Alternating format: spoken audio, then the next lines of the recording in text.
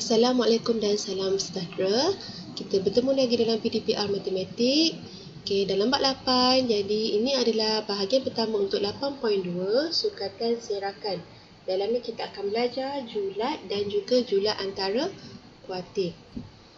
Okey, untuk sukatan serakan ni kamu kena fahamkan bila dalam statistik, julat bagi satu set data tak terkumpul adalah beza antara nilai terbesar dan terkecil. Julat ialah beza untuk nilai terbesar dan terkecil.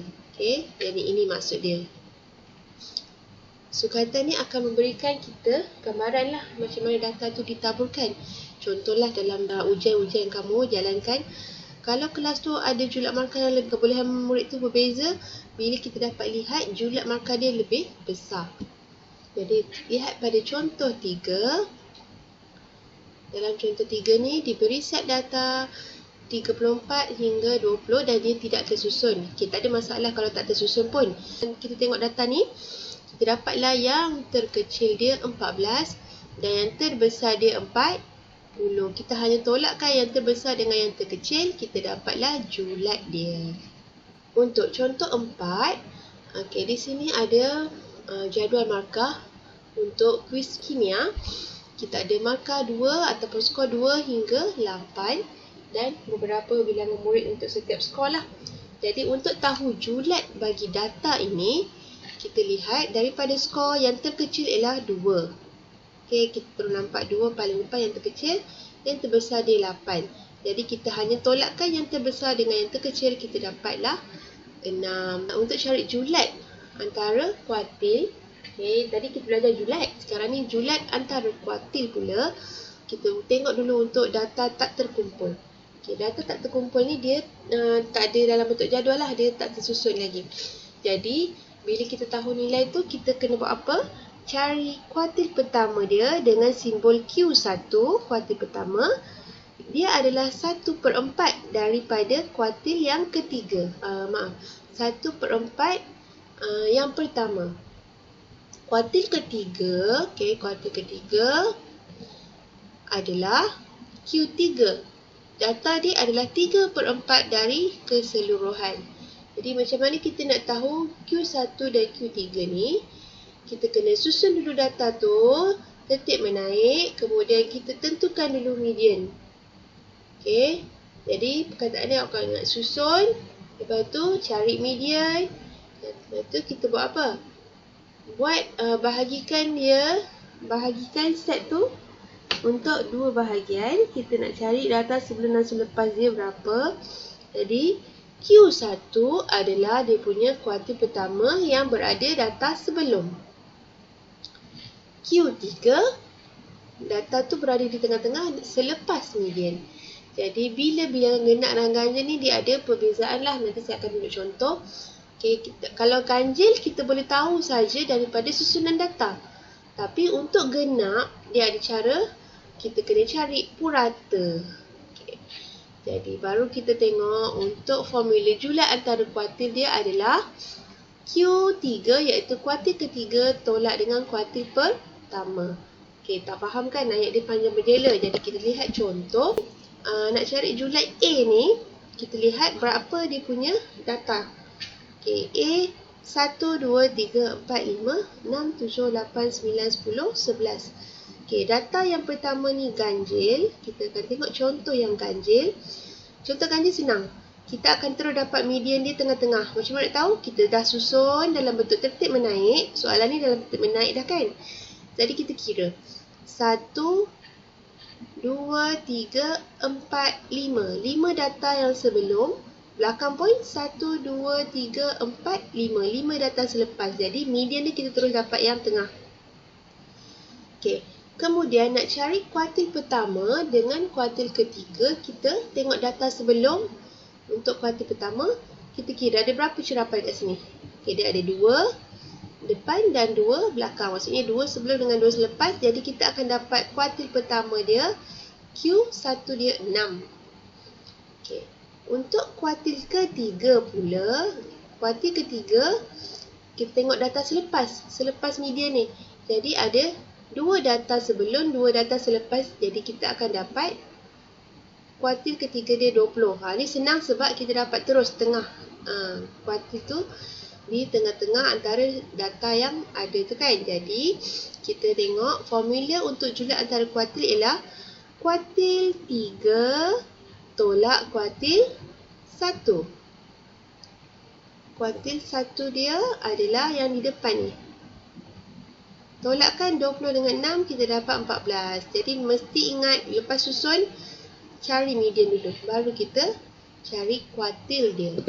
Dan kuartil pertama, kuartil kedua tu adalah julat antara kuartil. Okay, contoh B, kita ada berapa data? 1, 2, 3, 4, 5, 6, 7, 8, 9.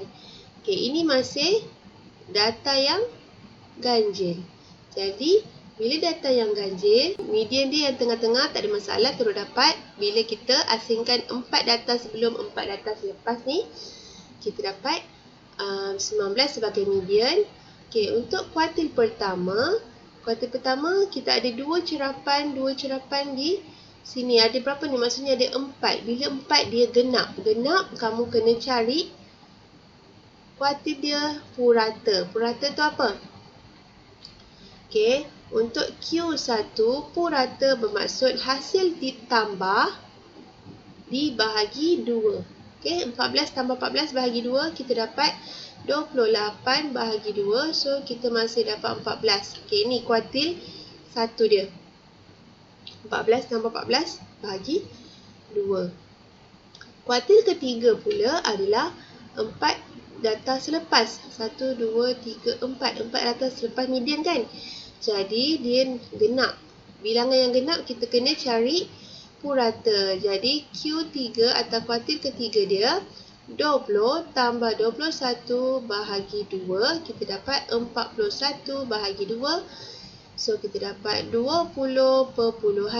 Ini ya, 20 tambah 21 bahagi 2 ialah kuartil ke-3. Jadi, untuk cari julat antara kuartil, kita tolakkan sahaja kuartil ketiga dengan kuartil pertama dia, kita dapatlah 6.5. Okey, seterusnya untuk C, kamu susun, kita kira. Data tu ganjil ke genap? Okey, ini mesti tertib menaik lah. Jadi 1, 2, 3, 4, 5, 6, 7, 8. Dia adalah data yang genap. Okey, data yang genap. Bila kita nak cari median, mesti cari purata untuk dua data yang di tengah-tengah ni. Maksudnya 3 data sebelum, 3 data selepas. Jadi yang tengah-tengah ni antara dua ni kita kena cari purata. Okey, purata dia ialah 26 tambah 28. Cari dulu berapa bahagi 2. Ini untuk median. Okey. Tapi kita bukan nak cari median, kita nak cari julat antara kuartil.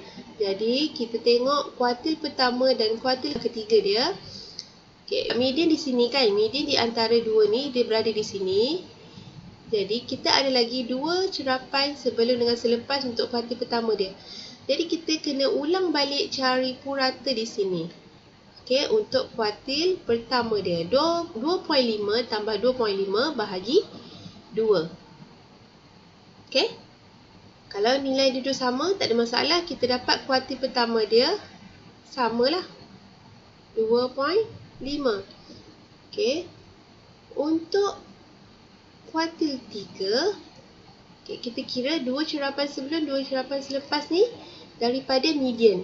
Jadi, kita kena kira dia punya purata juga. So, kuartil 3 ialah hasil tambah untuk 2.9 tambah 3.0, kita dapat 5.9 bahagi 2. Okey, kamu akan dapat berapa kat situ. Jadi, kita tolakkan hasil tambah kuartil ketiga dengan kuartil pertama.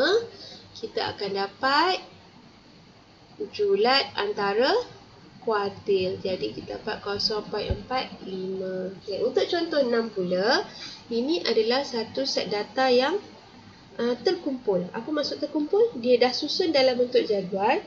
Di sini ada skor iaitu markah dan bilangan murid. Okay, maksudnya apa kat sini? Untuk skor 2 ada 3 orang.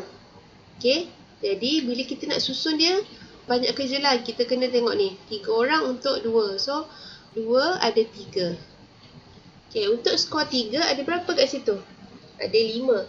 Jadi kita susun 3 tu 5 kali. 1, 2, 3, 4, 5. Okay, 4 pula. Ada 6. 1, 2, 3, 4, 5, 6. 5 ada 8. Banyak kan? Jadi susunan lagi. 5 ada 8. 2, 3, 4, 5, 6, 7, 8. 6 ada 12. Oh, banyaknya. Nak salin balik. 2, 4, 6, 8, 10, 12.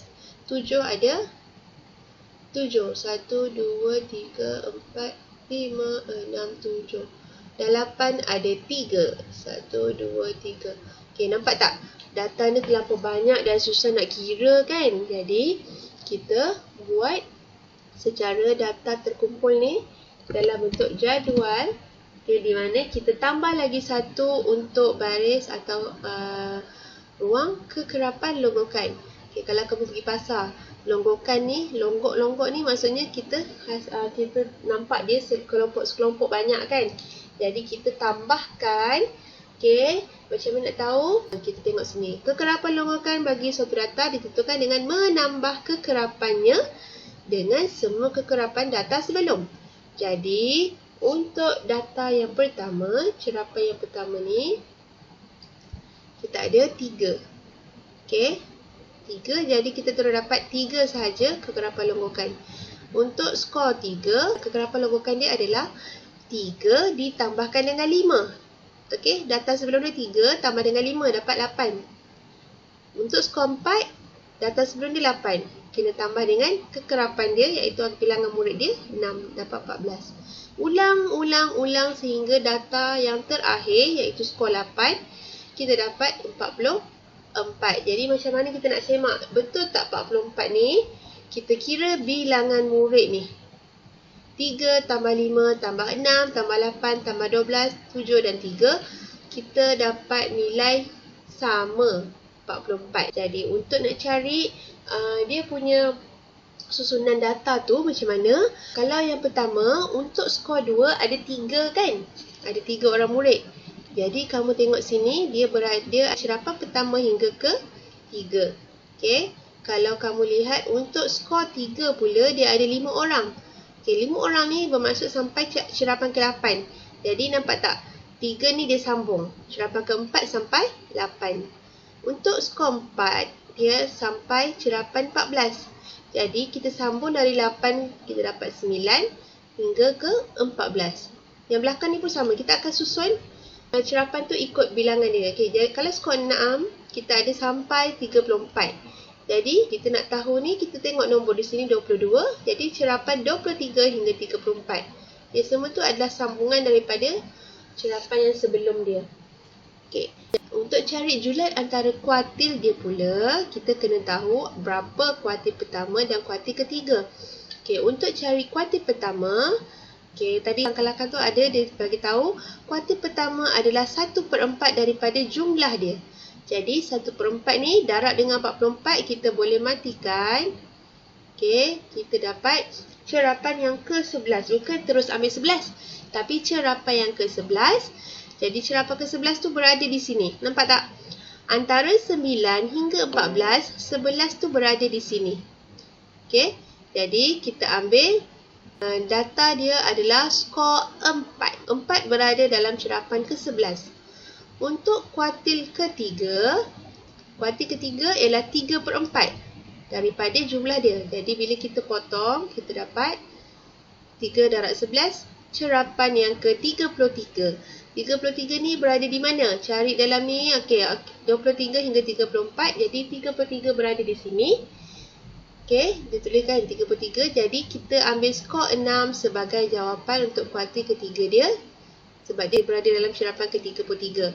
Jadi untuk cari julat antara kuartil, ingat balik dia adalah Q3 tolak dengan Q1. Kuartil 1.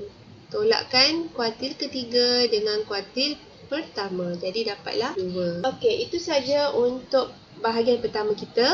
Kita nak cari julat dan juga julat antara kuartil. Kita jumpa lagi untuk bahagian kedua nanti. Bye.